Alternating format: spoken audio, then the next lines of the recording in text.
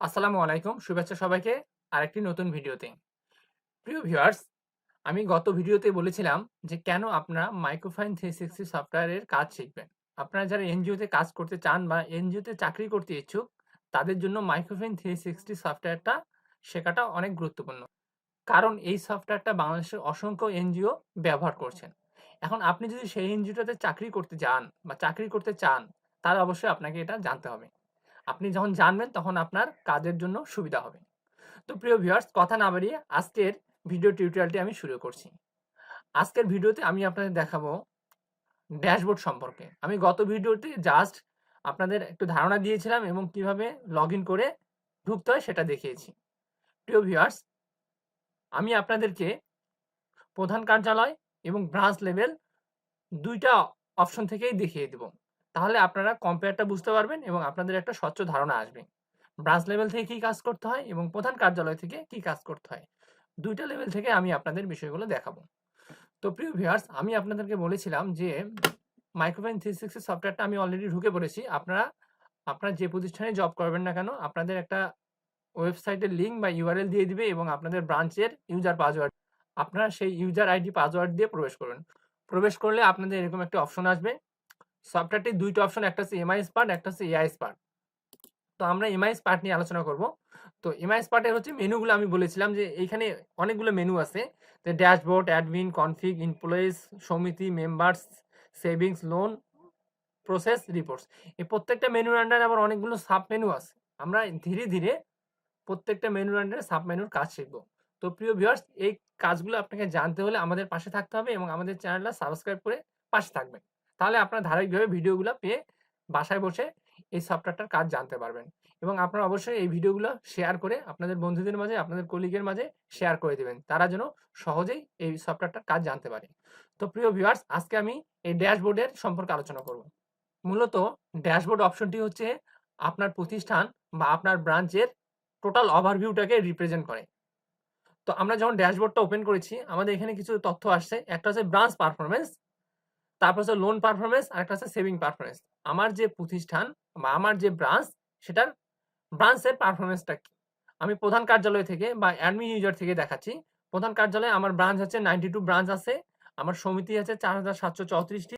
আমার total member ছিল এ যাবৎ পর্যন্ত 2,49,000। এর মধ্যে 1,78,000 মেম্বার ক্লোজ হয়েছে। অ্যাক্টিভ মেম্বার বর্তমানে আমার অ্যাক্টিভ মেম্বার আছে 71,202টি এবং যার মধ্যে সবগুলো হচ্ছে ফিমেল মেম্বার। আমরা যেহেতু ফিমেলকে নিয়ে কাজ করি সমিতিতে, সবগুলো ফিমেল মেম্বার। আমরা যদি লোন পারফরমেন্সে যাই, আমরা যদি লোন পারফরমেন্সে ক্লিক করি, তাহলে আমরা টোটাল আমার প্রতিষ্ঠানের স্ট্যাটাসটা দেখতে পাবো যে আমাদের টু ডেট ডিসবার্সমেন্ট কত হয়েছে সেটা লেখা যাচ্ছে, কিউমুলেটিভ ডিসবার্সমেন্ট কত আসছে সেটা দেখা যাচ্ছে।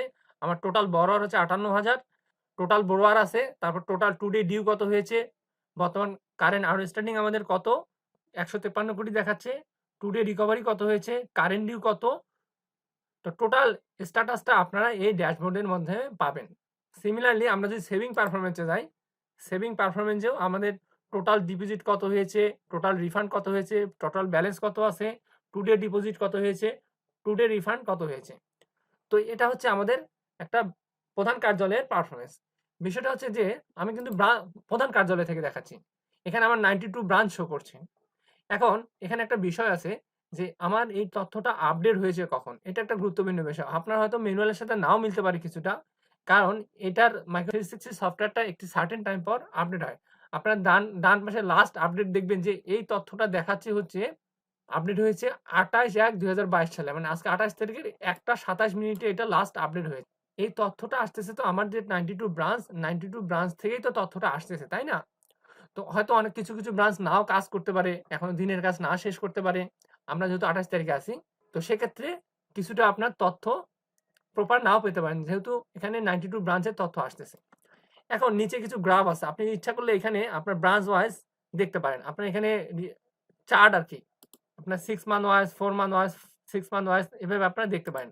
এখান থেকে আপনি ইচ্ছা করলে আপনার ব্রাঞ্চগুলোকেও নিতে পারেন, নিয়ে আপনি গ্রাফ আকারে আপনার ডিসবার্সমেন্টের গ্রাফ, ডিপোজিটের গ্রাফ, আমাদের এই গ্রাফগুলো আপনার এখানে যদি আমরা ক্লিক করি তাহলে আমরা ইমেজ আকারে বা পিডিএফ আকারে নিতে পারি। আমাদের যদি কোনো রিপোর্টিং এর কাজে এই গ্রাফ প্রয়োজন হয়, এখানে গ্রাফ আছে অনেকগুলো, তো আপনারা এই গ্রাফগুলো এখান থেকে নিতে পারবেন।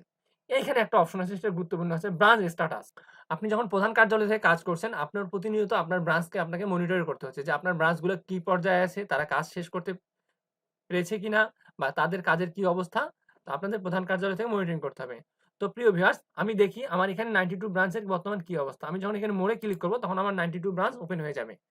আমি এখানে কিছু ব্রাঞ্চের কালার অন্যরকম দেখা যাচ্ছে। আমি দেখি যে পঞ্চগড় সদর ব্রাঞ্চ। এখানে ব্রাঞ্চ ডেট লেখা আছে 27 তারিখ। 27 তারিখ মিন হচ্ছে আমি বর্তমান যে টিউটোরিয়ালটা করছি এটা হচ্ছে 28 তারিখের ডেটে। ঠিক আছে? আজকে হচ্ছে ফ্রাইডে। তার মানে এই ব্রাঞ্চটা এখনো 27 তারিখের ডেটে পড়ে আছে। তার মানে গতকালকে বৃহস্পতিবার কাজ এখনো সে শেষ করতে পারে নাই। আমি এখান থেকে বুঝতে পারলাম যে সে এখনো তার গতকালকের কাজ শেষ করতে পারেনি। সিমিলারলি দেখেন এই ব্রাঞ্চটাও সে 27 তারিখে পড়ে আছে। তার মানে কি সে গতকালকের কাজ শেষ করতে পারে নাই।